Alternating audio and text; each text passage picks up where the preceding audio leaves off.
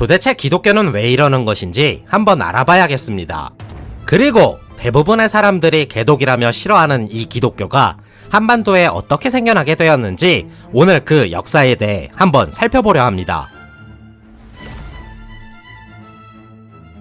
전세계 모든 사람들이 한 번쯤은 읽어보았던 성경에 의하면 태초에 하느님이 천지를 창조하시면서 이 지구를 만드시고 흙으로 사람 모양을 빚어 생명을 불어넣으니 그게 바로 아담과 하와였습니다. 그리고 이 아담과 하와에게 에덴 동산을 지어주어 그곳에서 천년만년 행복하게 살라고 하였으나 옆에 있던 뱀새끼 한 마리가 선악과를 먹어보라고 꼬드기게 되고 그 결과 아이폰이 탄생하게 됩니다.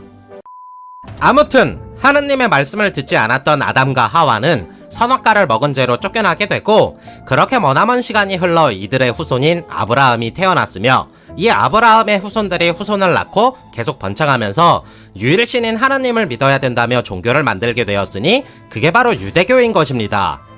그런데 나는 하느님의 아들이다 라면서 갑자기 예수가 등장합니다.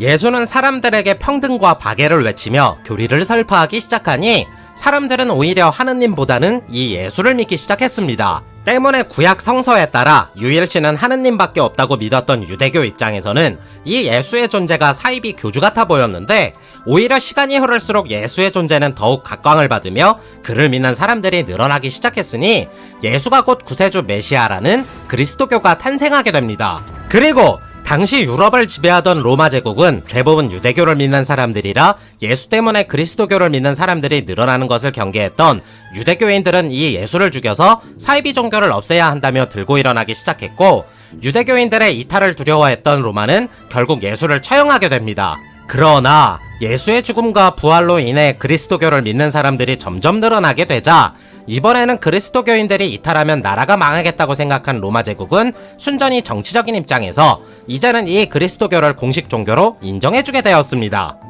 그리고 시간이 흘러 그토록 강성했던 로마 제국은 동로마, 서로마로 나뉘면서 우리가 진짜 로마 제국이라며 티격태격 살다가 나라가 쪼개진 지 100년도 안 되던 때에 서로마는 다른 민족들의 침략을 받고 먼저 나자빠지게 됩니다. 하지만 야, 우리 서로마 지금 망했지만 그리스도는 여기 서로마 가슴속에 살아있어. 너희 동로마에는 그리스도의 목소리를 전달하는 교황도 없잖아. 그러니까 그리스도를 만나고 싶으면 빨리 이쪽으로 다들 넘어와. 이에 발끈한 동로마가 정통 그리스도교인들은 여기 있다며 이들을 대표하는 대교주를 하나 세우게 되니 이때부터 그리스도교는 망해버린 서로마의 로마 카톨릭과 동로마의 콘스탄티노플에서 시작된 동방 정교회로 나뉘게 되는 것입니다. 아무튼 시간이 흘러 10세기쯤 로마 카톨릭의 부정부패와 교황의 절대적인 권력 비대화 그리고 교황의 선동으로 인해 신성 로마 제국이 일으킨 십자군 전쟁이 터지면서 로마 카톨릭은 점점 세를 불려나가게 됩니다. 하지만 당시 십자군 전쟁에 참전했던 병사들은 죽는 것이 두려워 싸우기를 꺼려했는데 교황은 전쟁에 참여해 장렬히 싸우다 죽으면 천국에 갈 수 있다는 말로 병사들을 선동하며 종교 전쟁을 이어나가게 됩니다. 그리고 100년에 걸친 십자군 전쟁이 끝나고 강성해진 로마 카톨릭은 16세기에 이르러 교황과 정치 세력의 결탁, 성직자들의 비리와 타락이 만연해지게 되었고 민족주의적 차별, 로마의 대성당 건립을 위한 면죄부 판매 등 여러 문제들을 낳게 되었습니다. 그래서 이 문제를 해결하고 개혁하고자 로마 카톨릭에서 개혁파가 따로 떨어져 나오게 되니 이게 바로 개신교가 되는 것입니다. 그리고 이 개신교는 인쇄술의 발달과 함께 책으로 만들어져 중국어로 흘러들어가게 되는데 선교사들의 포교와 함께 그리스도교를 한자로 번역하는 과정에서 기독교라는 이름으로 바뀌게 됩니다. 더불어 기독교는 다같이 모여 예수의 가르침을 따르자는 의미로 믿는 이들의 공동체, 즉 교회라는 이름을 사용하였는데 청나라는 이들이 모여 기도를 하는 곳은 신성한 곳이라 하여 성당이라고 이름 붙이게 된 것이 그대로 조선에도 쓰이게 된 것이고 이 성당은 일부 개신교들에 의해 성전이라는 이름으로 불리게 됩니다. 아무튼 예수의 선교사 마테오 리치에 의해 천주실이라는 책이 발간되었고 명말청초 시기에 각색이 되어 널리 알려지다가 청나라를 오고 가는 조선 양반들에 의해 자연스럽게 조선에도 흘러들어가면서 이를 서학이라고 부르게 됩니다. 때문에 서학을 일종의 학문으로서 배우게 되면서 양반들이 직접 나서서 일반 백성들에게 가르쳐줄 정도로 서학의 인기는 실로 대단했는데 갑자기 이를 배우던 백성들이 유일신 하느님을 믿어야 된다고 외쳐대기 시작하는 겁니다.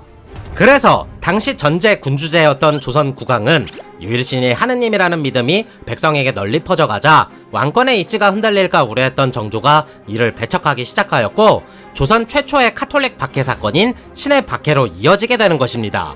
그리고 기독교는 신의 박해 이후 4번의 박해와 함께 쭉 이어져 오다가 이러한 교리들이 점점 각자가 믿는 방식에 따라 변하게 되면서 천주교, 기독교라는 개념들이 자연스럽게 나뉘면서 자리 잡히게 됩니다. 그리하여 대한민국에서 천주교는 예수가 십자가에 못 박혀 죽은 것을 십자고상이라 하여 예수의 고난과 행군을 항상 새기자는 취지로 야외에 걸어두기 시작했는데, 기독교는 예수가 이미 죽었기 때문에 그를 기리는 의미로서 교회 꼭대기에 십자가를 박아두게 된 것입니다. 그렇다면 우리가 일반적으로 알고 있는 개신교들은 각각 이름만 다를 뿐 결국 하느님을 믿는 그리스도교에서 나뉘어진 것인데, 어째서 대한민국 개신교는 사람들에게 손가락질 받고 비난을 받는 것인지 한번 생각해 봐야 합니다. 기독교의 교리는 개인이 가진 영혼의 구원입니다. 야, 너 그거 알아? 하느님을 믿으면 천국 가는데 안 믿으면 지옥 간대. 그러니까 너 죽고서 영혼도 구원받고 지옥 안 가고 천국 가려면 하느님 믿어야 되는 거야. 시간을 잠시 거슬러 올라가 20세기 1900년대 당시 일제강점기 시절 국내에 들어온 미국 선교사들은 기독교 전파를 위해 대한민국에 들어오게 됩니다. 하지만 일제강점기 치하 어렵게 생계를 이어가는 백성들에게 종교라는 것은 크게 의미가 없는 상태였고, 불과 몇 년 전만 하더라도 천주교인이라 하면 모가지가 날아갔던 시대였기 때문에 미국 선교사들에게는 굉장히 쉽지 않은 상황이었습니다. 때문에 선교 활동을 위해서는 독립운동 지원을 비롯해 여러 형태로 백성들의 삶에 녹아들어야만 했는데, 미국 기독교 교단은 이러한 선교사들의 포교가 추가적인 종교 박해와 한반도 내에서 기독교 금지로 이어질까 우려해 개인적 영생 구원이 우선이라는 이유로 정치 문제에 깊게 관여하지 않게 됩니다. 그런데 일본이 원자폭탄 2방으로 인해 무조건 항복을 선언하며 우리는 뜻하지 않게 독립을 하게 됩니다. 그 결과 남한에는 미군이 주둔하며 자유민주주의가, 북한에는 소련이 주둔하며 공산주의가 자리 잡히게 됩니다. 그리고 미국과 소련 두 나라는 모스크바 3국 외상 회의를 통해 한반도를 반으로 갈라 신탁 통치하는 데에 합의를 하게 됩니다. 그리고 북한의 김일성이 남한에 통보를 합니다. 우리 북조선인민공화국은 스스로 자력갱생을 할 거이니 남조선 동무들은 남쪽에서 알아서 잘 꾸려가시디요.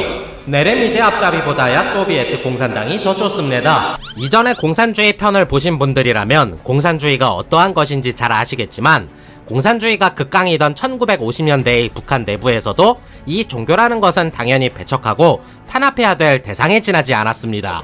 때문에 기독교를 믿고 있던 또는 기독교를 전파하던 목사들을 비롯해 기독교인들은 모조리 숙청되며 북한에서 어려운 삶을 살아가다 6.25가 터지면서 자연스럽게 공산당을 피해 남한으로 내려오게 되었고, 이때부터 남한에서 기독교를 믿는 사람들에게는 자연스럽게 반공의식이 자리 잡히게 됩니다. 그리고 박정희가 대통령이 되면서 반공주의를 나라의 통치 이념으로 삼자 지금의 과격한 일부 기독교인들이 반공 사상을 앞세워 정치적으로 보수 집단에 더 쏠리는 경향이 생겨난 것이 아닌가 생각해 볼 수 있습니다. 그래서 현재 일어나고 있는 기독교의 무분별하고 강압적인 선교, 목사들의 비상식적 언행, 끊임없는 성범죄와 비리, 부정부패 등은 과거 16세기 종교개혁 때처럼 기독교 내부적인 자아 비판과 자기 성찰을 통해 해결하지 못한다면 영원히 종교로서 인정받지 못할 것입니다.